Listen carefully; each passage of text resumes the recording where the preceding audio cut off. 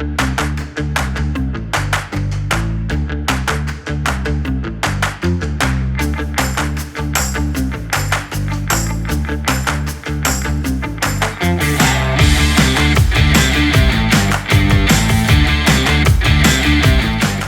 baik, kami ucapkan selamat datang nih kepada Pak Ken dari mantan ex-direktur Jenderal Pajak periode 2015-2017 dan juga Bang Da Ajib. Mungkin nanti Bang bisa bergabung dengan kita. Saya justru mau tanya-tanya sama Pak Ken. Oh gitu. Ya, ya. Justru lebih dekat tanyanya ya. Justru di sini lebih dekat Bang. Gitu. Kami persilahkan kepada Bang Ajib untuk bisa apa? Di sini dulu, sana. Nanti saya gabung. Oh iya, siap. Oke. Baik, teman-teman sekalian. Nah, kita sudah hadir ini para narasumber ya. Tadi Bapak M. Arif Rahman, Abang Da Arif selaku Ketua Bidang Keuangan dan Perpajakan PPGP Ansor, dan Pak Ken selaku Direktur Jenderal Pajak periode 2015 dan 2017. Dan nanti juga Bang Ajib juga akan mendampingi kita di sini ya untuk saling sharing terkait dengan kenaikan PPN jadi 12%. Nah, ini solusi final menggerek penerimaan negara. Teman-teman, kita tahu ya di 2021 bulan November itu sudah ditetapkan undang-undang harmonisasi peraturan perpajakan. Nah, di mana salah satu pasalnya itu ada ketetapan di 2024 itu naik PPN 11%. Ya, nanti di Januari 2025 sudah ditetapkan oleh DPR akan naik menjadi 12%. Nah, bagaimana perkembangan nanti menjelang 2025 nanti kita bahas semua oleh para narasumber pada hari ini. Mungkin kami persilahkan yang pertama kepada Bang Da Arif Rahman untuk bisa memaparkan terkait dengan kenaikan PPN 12%. Kami persilahkan Bang. Baik, terima kasih Mas Sijil atas perkenalannya. Tes. Baik, terima kasih. Assalamualaikum warahmatullahi wabarakatuh. Waalaikumsalam.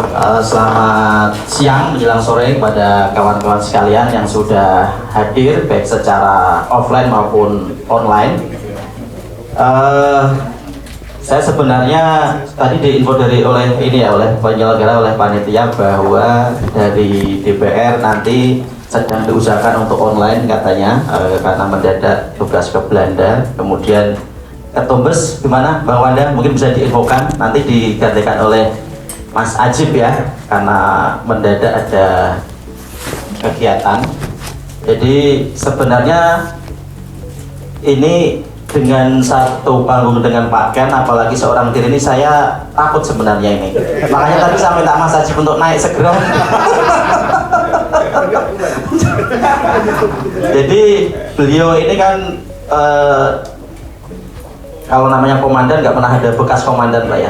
Ini kan komandan saya, komandan kita waktu itu, waktu periode beliau jadi dirjen ya. Dan kalau buat kita ya komandan ya tetap komandan gitu, sudah di luar pun, apalagi sekarang udah sama-sama di luar Pak.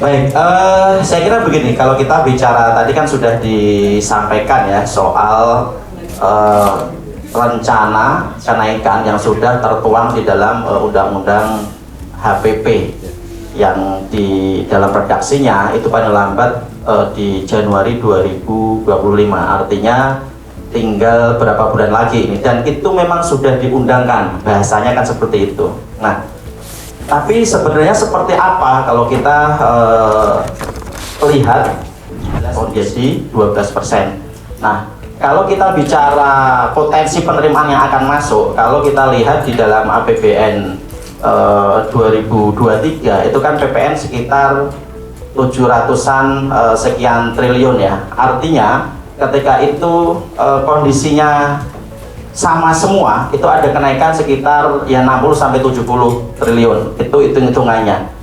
Tapi apakah dengan kondisi ekonomi yang seperti sekarang itu justru akan menjadi kontraproduktif atau tidak? Nanti biar Pak Ken yang menjawab ya. Jadi tapi itu yang perlu menjadi catatan. Nah, angka itu memang cukup menggiurkan ya. Kalau kita bicara 70 triliun ini kan anggaran yang katanya sudah disepakati untuk dialokasikan untuk makan bergizi ya, sebesar 71 triliun di anggaran 2025. Nah, dari pos kenaikan itu kan sudah bisa menutup itu, tapi saya kira kenapa perlu diperhatikan betul, karena kalau kita bicara insentif ini kalau tidak pada kadar yang tepat, ini tentu juga akan menjadi justru malah kontraproduktif begitu. Jadi justru akan tidak menjadi stimulus pertumbuhan ekonomi, tapi justru malah tidak menjadi stimulus, justru malah menghambat pertumbuhan ekonomi. Makanya ini harus ditimbang betul, diukur betul oleh pemerintah. Nah, kita menyarankan untuk ditunda atau dibatalkan itu juga bukan kemudian tidak memberikan solusi, tapi angka yang tadinya bisa didapatkan dari mana? Dari kenaikan PPN itu bisa, yang pertama paling tidak itu bisa dari pajak karbon yang seharusnya di bulan April ya 2022 kalau tidak salah itu harusnya diberlakukan, tapi sampai sekarang juga masih belum diberlakukan, dan itu potensinya itu bisa mencapai kurang lebih 40 sampai dengan 50 triliun potensinya. Nah, itu satu. Kemudian ada juga potensi lainnya itu turunan nikel yang juga bisa dijadikan sebagai objek pajak baru. Ada ferronikel atau yang lainnya yang kemarin juga ada penundaan pemberlakuan pengenaan pajaknya. Jadi ini alternatif yang bisa bisa diambil untuk menutup potensi penerimaan perpajakan tadi. Nah, selain tadi dua aspek yang sudah kita sampaikan, tentu yang menjadi pertimbangan agar nanti ini bisa ditunda atau bahkan dibatalkan untuk kenaikan PPN ini adalah saat ini kan sedang transisi kepemimpinan. Ini juga walaupun pemenangnya atau yang melanjutkan adalah keberlanjutan dari sebelumnya, tapi ini juga ada unsur ketidakpastiannya, walaupun mungkin berbeda ketika yang terpilih adalah yang tidak mengusung tema keberlanjutan. Tapi ini juga harus menjadi catatan, artinya ketika ada proses pengalihan kekuasaan itu tentu ada resiko-resiko yang mungkin saja terjadi. Kemudian juga kita juga perlu melihat juga soal nilai tukar mata uang kita yang melemah dibandingkan dengan mata uang asing, itu juga perlu menjadi catatan dan juga perhatian dari pemerintah yang akan melakukan kenaikan PPN ini. Dan kemarin beberapa dari pemerintah menyampaikan bahwa ini kan sudah diundangkan, terus artinya ya sudah kita ambil langkah ini begitu. Tapi kalau kita lihat di dalam pasal 7 Undang-Undang HPP, pasal PPN, pasal 4 itu kan dinyatakan bahwa perubahan tarif pajak pertambahan nilai sebagaimana di pasal 3 yaitu range-nya 5 sampai dengan 15% itu bisa diatur dengan peraturan pemerintah setelah disampaikan oleh pemerintah kepada DPR untuk dibahas dan disepakati dalam penyusunan RAPBN. Artinya sebelum RAPBN dibacakan nota keuangannya yaitu 16 Agustus, itu ada ruang apabila memang kawan-kawan atau ada mau mengadvokasi soal ditunda atau dibatalkannya pemberlakuan atau kenaikan tarif menjadi 12% ini. Artinya secara undang-undang, secara konstitusi ini masih ada ruang bahwa memang sudah diundangkan di dalam pasal atau ayat sebelum pasal 7 ayat 1 dan 2 itu. Nah, tapi di pasal 4-nya kan ada catatan bahwa jikalau memang ada mau range dari 5 sampai dengan 15% sesuai dengan ayat 3-nya itu dimungkinkan selama dibahas dengan peraturan pemerintah dan diajukan dalam proses rancangan APBN. Nah, ini menjadi penting karena jangan sampai nanti teriaknya itu ketika sudah harus diberlakukan.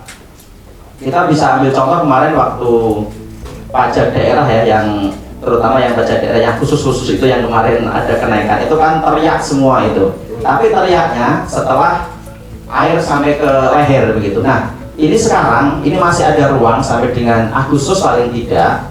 Kalau misalkan memang kita bersepakat untuk agar ini kenaikan PPN tarif PPN ini ditunda atau dibatalkan sekalian, kita kembali ke pasal 7 ayat 3 tadi, range 5 sampai 15%, tinggal kita sepakatnya seperti apa.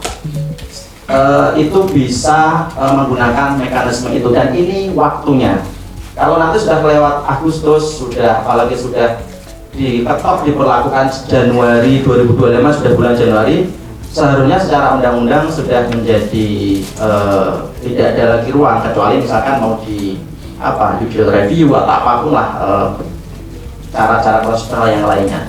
Tapi kalau misalkan ini memang mau menjadi kesepakatan bersama untuk ditunda atau dibatalkan, tentu nanti range-nya nanti bisa melihat ya negara-negara tetangga itu seperti apa sih sebenarnya untuk tarif PPN ini, begitulah. Itu nanti baru kemudian disepakati sesuai dengan kesepakatan yang baru, bahwa walaupun sudah diundangkan itu masih bisa ada ruang untuk ditunda atau dibatalkan untuk 12% itu. Saya kira dari saya cukup. Kami juga nanti pengen mendengar lebih panjang dari komandan kita, Bapak Dirjen Pajak. Jadi saya cukupkan, terima kasih. Assalamualaikum warahmatullahi wabarakatuh. Waalaikumsalam warahmatullahi wabarakatuh. Terima kasih Abang Da Arif atas pencerahannya. Tadi mungkin bisa saja ditunda ya Bang ya, PPN ini ya. Ikut pakai. Karena ya cukup berat juga ya di saat mata uang kita masih melemah nih ya, 17.000 kalau nggak salah ya. Melemah, tapi ya nanti kita lihat perjalanannya. Tapi mungkin sebagai perbandingan di negara Malaysia kalau nggak salah 12%, di Arab Saudi PPN itu 15%. Gitu, kita masih ada di tengah-tengah nih, gitu kan. Tapi kan beda daya beli masyarakatnya antara negara Arab sama negara kita. Oke, itu ya mungkin tambahan.